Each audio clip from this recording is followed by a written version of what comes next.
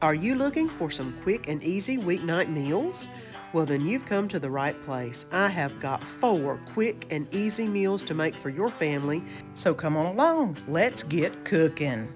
Hello, family and friends. I'm Susan, and welcome to my home. Hey, friends, are y'all ready for 4 more amazing quick and easy weeknight meals? Well, I have got 4 quick and easy meals for you this week. They are all so good and so easy. So you don't have to take a whole lot of time to put an awesome meal on the table whenever you get home from work. If this is your first time joining in, I'm Susan, and welcome. Well, today we are going to be having a Big Mac salad. Something quick, simple, easy for those of us who are trying to watch our weight. It kind of fits that bill. So my ponytail is already up. Let's get to cooking. And I'm in the process of making a Big Mac salad, or the way I make a Big Mac salad. Everybody does it different. Some people use the little onion bits that you can put in here. I use raw onion. I've basically already sauteed up my hamburger meat. I've added some onion in. While it was sauteing, I did add some Goya adobo. For some reason, it just gives the hamburger meat a really great taste. And I'm just going to let this simmer down with the onion in it for a little bit. Gives it a nice oniony flavor. And then we'll make the salad here in just a little bit. Here's my salad. Lots of hamburger meat. Lots of cheese.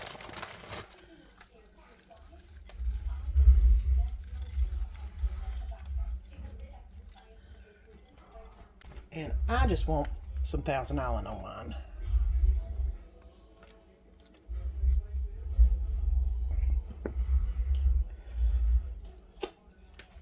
And not like Danny, I do want a few hamburger pickles on it. Because it's always a little unusual to bite into a hamburger pickle whenever you're eating one of these salads.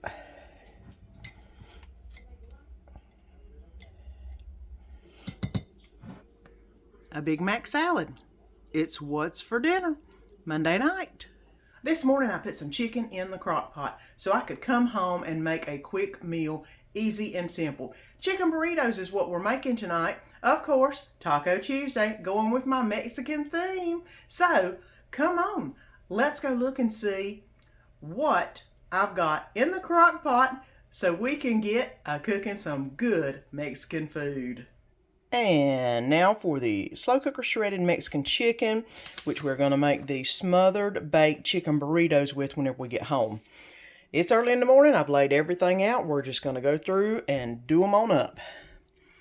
Onion powder, garlic powder, and cumin. I've got some green peppers, little brown sugar, some chili powder, some paste salsa, some fire roasted diced tomatoes. I've got some paprika, some oregano, chipotle chili, and a little liquid smoke, salt and pepper, and of course chicken breast that we're going to put in here real quick to get started cooking all day so we can come home and make a good quick meal. First in is going to be about half a bag of frozen chicken breast. I think I'm going to do 4. That looks good. And they're frozen because you know whenever I do my chicken tacos, I put the chicken in frozen and then let it cook all day, and it makes lots of juice. The next thing is going to be the onion powder, garlic powder, and the cumin.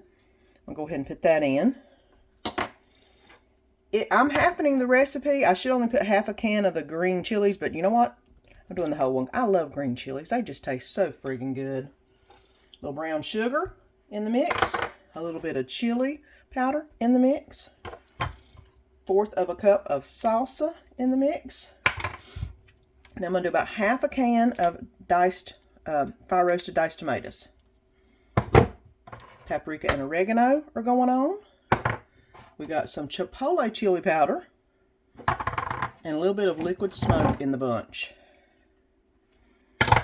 Salt and pepper to taste. And that is it. Let me get it stirred up. And it did also say a tablespoon of olive oil, so I'm going to go ahead and put a little bit of olive oil in there. That should be plenty, plenty, plenty. I don't know if that's going to help it to where it won't stick on the bottom, but we will see. I probably should have put all of it in a cup, mixed it up, and then poured it on here, but I was in a crunch for time. So I'm going to go ahead and put the lid on, put it on low, and we'll see what we have when we come back from work this afternoon. I came home from work, and this was smelling amazing. Now all I'm going to do is use this meat grinder thing to separate up the chicken. It is really simple, really easy, and this chicken is just falling apart in with all of that mixture. The frozen part of the chicken made juice, and it is just falling apart. I'm going to go ahead and shred this up and let it set in its juice for just a little bit until I get ready to put it in the burritos. But look at that. Look how good that looks, guys. I am excited to eat this new recipe. If you didn't want to use all the spices that were in this recipe, you could always just use taco seasoning, or burrito seasoning, or fajita seasoning, whatever you like.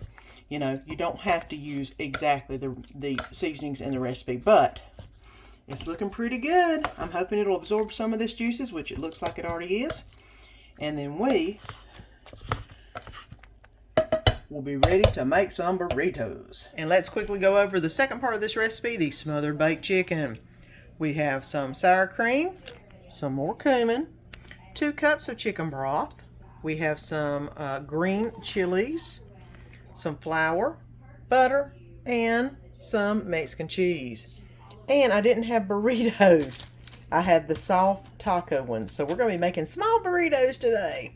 And of course, the beautiful chicken in the crock pot. Woo!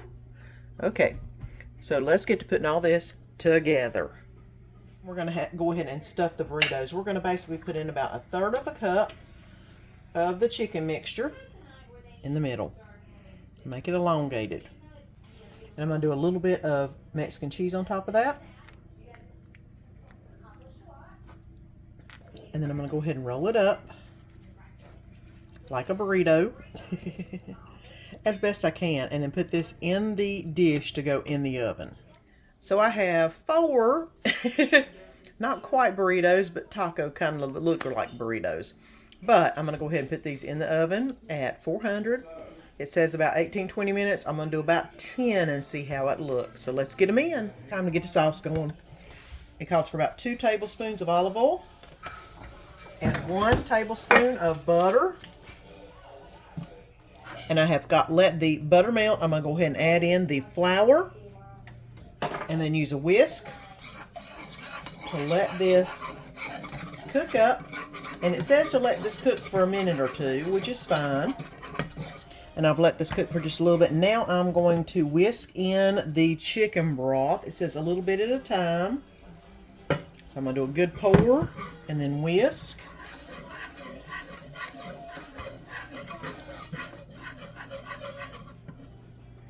And a good pour. And then whisk. And I'm going to get this all incorporated. All the sour cream is in. I'm going to go ahead and add the cumin in real quick. And the can of green chilies. And go ahead and get that whisking.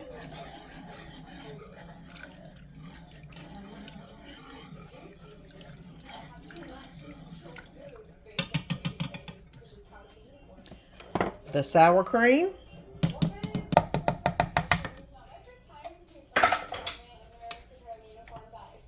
And the Mexican cheese. I'm going to go ahead and mix this up a little bit. And I'm going to take it off the heat and let this cool down just a little bit before I put it on the chicken burritos. I've already baked this for about 20 minutes. And I'm going to go ahead and add the cream sauce on. This is not the consistency I was hoping it would be. It is still quite liquefied, which is fine. I'll just put it over top of it. And then I'll let it meld into the taco burritos real quick. And then we'll see what we wind up with. And I've got some on the plate. I'm going to go ahead and get some Mexican corn.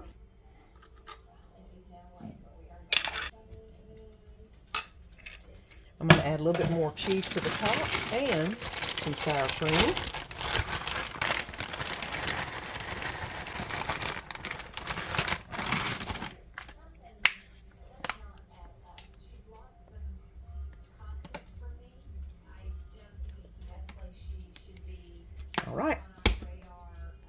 And here we go. Chicken burritos. It's what's for supper tonight. Those chicken enchiladas last night were really good. Little tip though, go ahead and make the cheese sauce first and then set it aside. It takes a little while. As it cools, it thickens up. They were really good.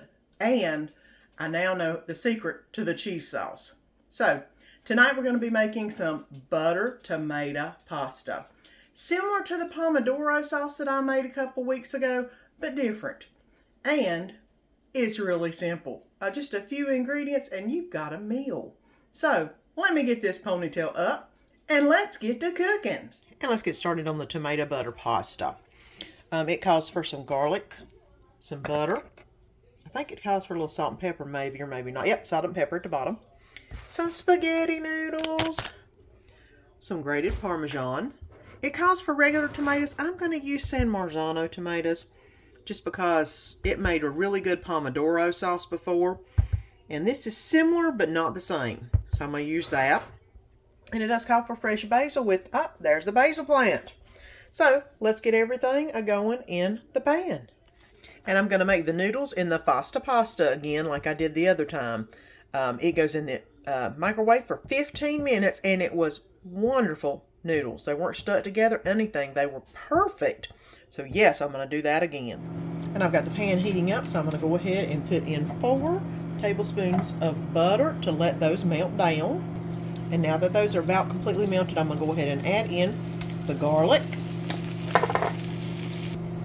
Now I'm going to add in half a can of the San Marzano tomatoes. And yes, I did smush them. Because I don't want to get out the immersion blender, and I think they will cook down nicely if they happen to have a little bit of something to help them along their way. And the butter is just rising over top of the tomatoes. I mean, look at that. So beautiful. I'm going to go ahead and let this simmer for about 15 minutes, it says. But I am going to put in a little salt and pepper, though, before I start doing that. Okay. And I'm going to go ahead and put the lid on and let this simmer for 15 minutes. And this is thickened up really good. Look at that. What I'm going to do now is put the spaghetti into the sauce. That's what it says to do, and that's what I'm going to do. Go ahead and get my perfect little noodles in my rasta pasta, whatever thing. Put it in there. I want to make sure I've got lots of sauce. We like a lot of sauce with our noodles. I think that's probably good. I got a little bit more pasta left, but not much. I'm going to go ahead and fold this around into the sauce. And get this and this going here. All right. Let's get that plated up. I did about forget something. We're supposed to put the last cube of butter in there and then a 1/3 cup of Parmesan cheese on this to be shaken in with it. That looks like a lot of parm, but it's not, because it'll melt down and give it lots of wonderful, wonderful flavor. So let me go ahead and mix this all together and let's get it plated up. And look at that pile of spaghetti. I'm going to go ahead and add a little bit of salad to Danny's plate. Just a little bit. He ain't a huge salad person. Cheese on top. Gonna be a quick, easy, simple salad. Because tonight is not about the salad. It's about the spaghetti. And some ranch dressing on top of that.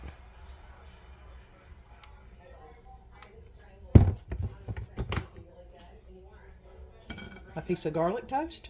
And there we go. Butter tomato spaghetti, a salad, and some garlic toast. And it's what's for supper tonight. And tonight we're going to be making a new recipe, an unusual recipe, something different. You know I like different.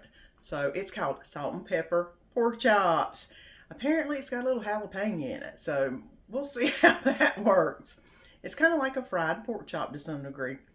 So it looks easy, sounds easy, hopefully will be as good as it is easy. My ponytail is up. Let's get to making some salt and pepper pork chops. Okay, and tonight we're going to be having a salt and pepper pork chop. I've got some boneless thin pork chops.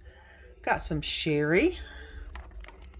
I've got some minced garlic, a jalapeno pepper, a little olive oil. It called for vegetable oil. I don't have any, so I'm using olive oil, and some cornstarch. And of course a bowl to mix everything in. So let me go ahead and get mixing. Okay, and let's mix together the marinade. I'm going to go ahead and put in 1 tablespoon of its sherry, cooking sherry, 2 tablespoons of olive oil, 1 tablespoon of cornstarch, 1 tablespoon of cornstarch, and half teaspoon of salt. And I'm going to go ahead and put mix this up a little bit with my hands. And now I'm going to put the pork chops that I have cut up into the marinade and get them all nicely covered in this. And it is just a thin marinade. It's not going to be thick or like you would some other thing where you put it in a plastic bag or anything like that. It's just going to be thin. Okay, and I'm going to let this marinate for about 15 minutes while I get everything else ready. Okay, and the oil is starting to heat up a little bit. I'm going to go ahead and add in the garlic. And let that go ahead and saute until it starts to turn just a little bit of a golden color. And I'm going to go ahead and add in, which it already is a little golden, I'm going to go ahead and add in the jalapenos. And let those start frying up. I went ahead and let this fry for about 1 minute to 2 minutes. And it's nice and fragrant. I'm going to go ahead and get the jalapenos out of the oil so I can get the pork chops in. Now on the pork and the marinade, I'm going to go ahead and add 1/4 cup of cornstarch into the pork. I'm going to go ahead and mix that around to where it has a nice little crust on it. And then I'm going to add this into the pan. Okay. Now I'm going to let this cook on one side, and then I'm going to flip it over and do the other side. And I've got the pork looking a little bit brown. I want to go ahead and remove them before they get overdone. And they're not as brown as I would like them, and the garlic got really dark. So I'm not sure how this is going to taste, guys, but we're going to experiment and see. And let's get this plated up. I don't know how it's going to taste, guys, but we're going to see.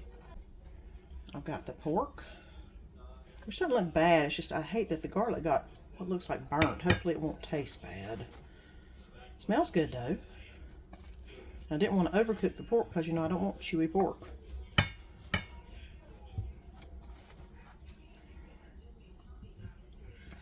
There we go. And let's get some teriyaki noodles on the plate.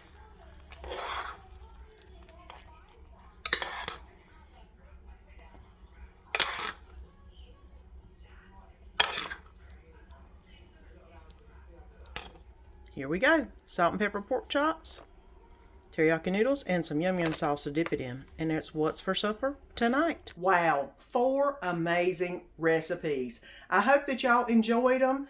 They were really good to eat.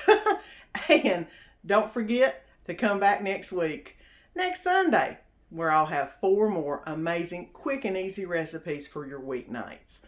I always love interesting meals, and if they taste amazing, that's even better.